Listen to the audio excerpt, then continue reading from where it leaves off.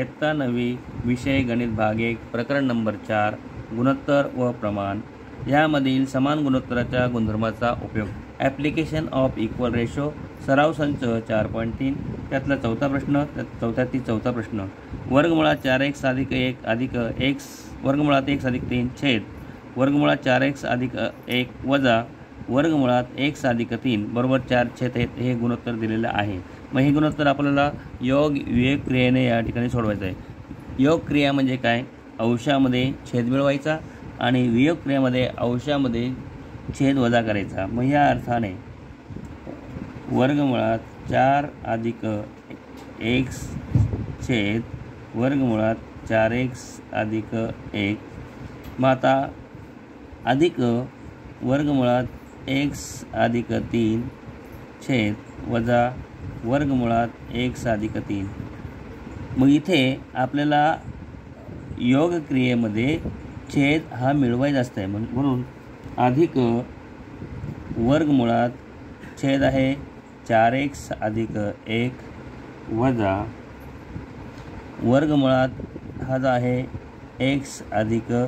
3 छेद आता अंशामधून छेद वजा करायचा म्हणजे वजा 4x अधिक 1 हे दिलं वजा x अधिक 3 कंस पूर्ण बरोबर 4 अधिक 1 आणि 4 वजा 1 म्हणून इथे बघा हा x अधिक 3 आणि हा वजा x अधिक 3 हा कॅन्सल झाला। वर्गमुळात 4x अधिक 1 आणि वर्गमुळात 4x अधिक 1 हे 2 वेळा आहे म्हणजे 2 च्या वर्गमुळात 4x अधिक 1 छेद त्याचप्रमाणे खाली जर आपण विचार केला तर काय शिल्लक राहतं या हा 4x अधिक 1 वजा x अधिक 3 आहे।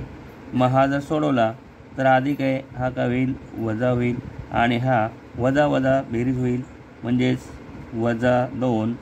वर्गमुळात x अधिक 3 म्हणजे इथं 2 आला बरोबर 4 अधिक 1 बरोबर किती झाले 5 आणि 4 मधून 1 वजा केला तर किती झाला 3 x अधिक 3 आणि हा वजा x अधिक 3 म्हणजे वजा अधिकचा हा अधिक झाला असता म्हणून या ठिकाणी हे 2x झाले हा अधिक बरोबर। आता इथं बेक बे म्हणून वर्गमुळात 4x अधिक 1 छेद वर्गमुळात x अधिक 3 बरोबर 5/3। आता वर्गमुळे म्हणून दोन्ही बाजूचा वर्ग करून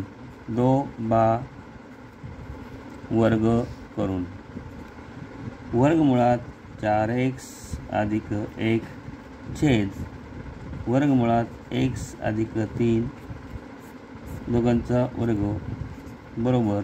5चा वर्ग छेद 3चा वर्ग 2 गेला हा चिन्ह गेला वर्गमुळात चिन्ह गेलं हे चिन्ह गेलं म्हणजेच 4x अधिक 1 छेद x अधिक 3 बरोबर 5चा वर्ग येतो 25 आणि 3चा वर्ग आहे 9। मग तिरकस गुणाकार करायचा तिरकस गुणाकार करून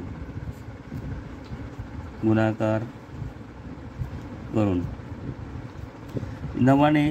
अंशाला गुणायचं आहे 9 4x अधिक 1 बरोबर या 25ने x अधिक 3ला गुणायचं आहे बरोबर 25 9ने 4ला गुणलं 9 चौक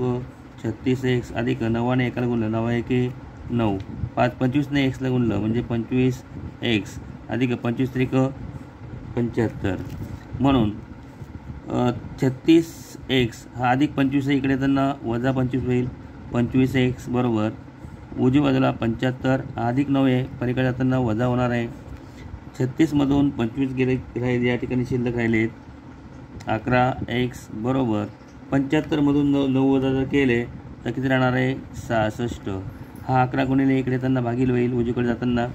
x बरोबर 66/11 11 1 11 11 6 66 म्हणजेच x बरोबर 6 उत्तर येते म्हणजे उकल किती आली उकल बरोबर x बरोबर 6 ही तुमची त्याची किंमत आहे।